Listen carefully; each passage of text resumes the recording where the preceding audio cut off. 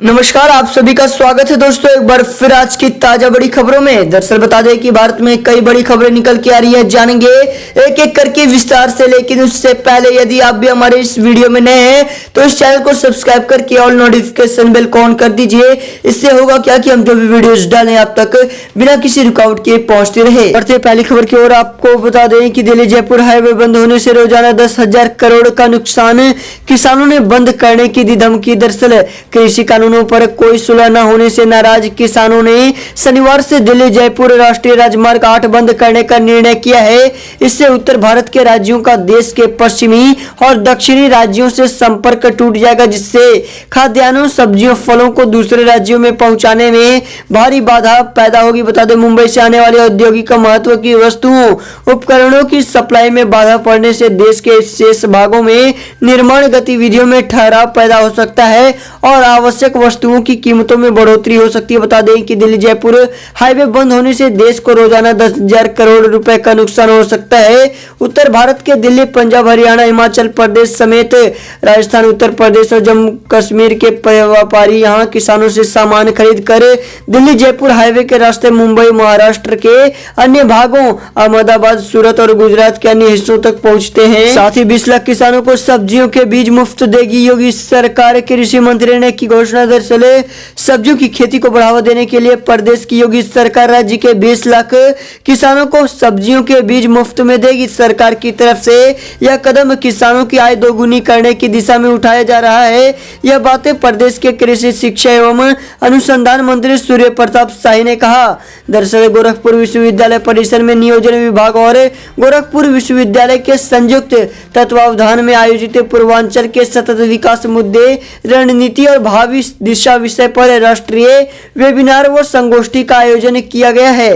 कार्यक्रम के दूसरे दिन कृषि मंत्री कार्यक्रम की अध्यक्षता कर रहे थे। उन्होंने कहा कि पूर्वांचल में किसानों की आय दोगुनी करने के लिए बागवानी या सब्जियों, फलों की खेती बहुत कारगर हो सकती है।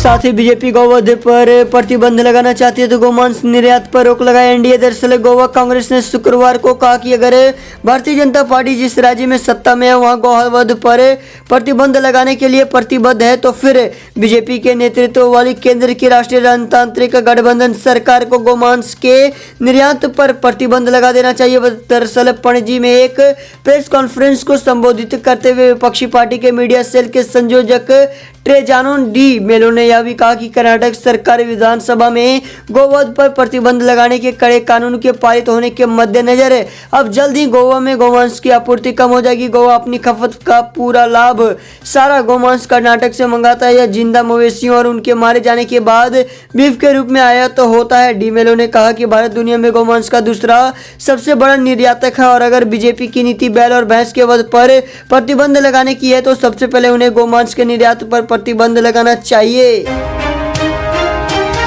वही अगली बड़ी खबर बात करेंगे, मर गया अंडरवर्ल्ड डॉन दाऊद का एसटीडी अब भारत पर कैसे रखेगा नजर। दरअसल आज से लगभग 2.5 दशक पहले जब मुंबई में अंडरवर्ल्ड डॉन का खौफ अपनी चरम सीमा पर था तब उस समय छोटा शकील डी कंपनी के एक पंटर को पत्रकार के रूप में मुंबई पुलिस मुख्यालय भेजा करता था। ऐसे में अंडरवर्ल्ड ने उसे एसटीडी के नाम से लोग जानते, लेकिन मंगलवार की रात को दक्षिण मुंबई में स्थित अपने घर में दिल का दौरा पड़ने से उसकी मौत हो गई, जिसके बाद से अब एसटीडी का वजूद खत्म हो गया। बता दें, इस पंटर का नाम एसटीडी इसलिए पड़ा क्योंकि वह एसटीडी बूथ से दाऊद अंडरवर्ल्ड डॉन दाऊद इब्राहिम को मुंबई की हर खबर देता था। उन दिनों अंडरवर्ल्ड में मोबाइल कॉलिंग का प्रचलन शुरू नहीं हुआ था। विश्वस्त सूत्रों का कहना है कि एसटीडी की मां दाऊद की बहनों को कुरान भी पढ़ाती थी। ऐसे में सूत्रों से सामने आई रिपोर्ट के मुताबिक दाऊद के एसटीडी ने मुंबई के एक छोटे अखबार का आइकॉन ले रखा था। इसमें पत्रकार को किसी संस्थान में नौकरी करने की सैलरी मिलती थी। हालांकि दाऊद के एसटीडी का दावा था कि आइकॉन देने वाले संपादक को ही वह हर महीने 25,000 रुपए सैलरी दिया करता था और उसके दावे को पुलिस एविडेंस नहीं बना पाई थी।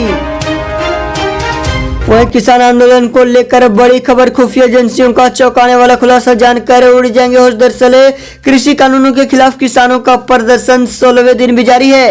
कृषि कानूनों के खिलाफ किसानों के आंदोलन का रुख अब लेफ्ट की तरफ झुकने लगा है। गुरुवार को राष्ट्रीय मानव अधिकार के दिवस पर भारतीय किसान यूनियन एकता उपग्रह ने दिल्ली के पास बाबा बंदा सिंह बहादुर नगर में एक समारोह का आयोजन किया गया। इस समारोह में लेफ्ट पार्टियों के गिरफ्तार होने लोगों की फोटो लगाकर केंद्र सरकार से रिहाई की मांग की गई। इस बीच टिकरी बॉर्डर पर राजद्रोह के आरोप में गिरफ्तार शर्जील इमाम, उमर खालिद समेत कई आरोपियों के पोस्टर और उनकी सहाय की मांग की तस्वीर वायरल हो रही है। केंद्र सरकार ने एक और जहां इसकी खुले तौर पर आलोचना की है। खुफिया सूत्रों के अनुसार किसान आंदोलन से जुड़ी एक और रिपोर्ट सरकार को भेजी गई है। रिपोर्ट में बताया गया है कि अल्ट्रा लेफ्ट नेताओं और प्रो लेफ्ट विंग के चरमपंथी तत्वों ने किसानों के आंदोलन को हाईजैक कर लिया है। खबरों के मुताबिक इस बात के विश्वसनीय खुफिया इनपुट हैं कि ये तत्व किसानों को हिंसा, आगजनी और सार्वजनिक संपत्ति को नुकसान पहुंचाने के लिए उकसाने की योजना बना रही है।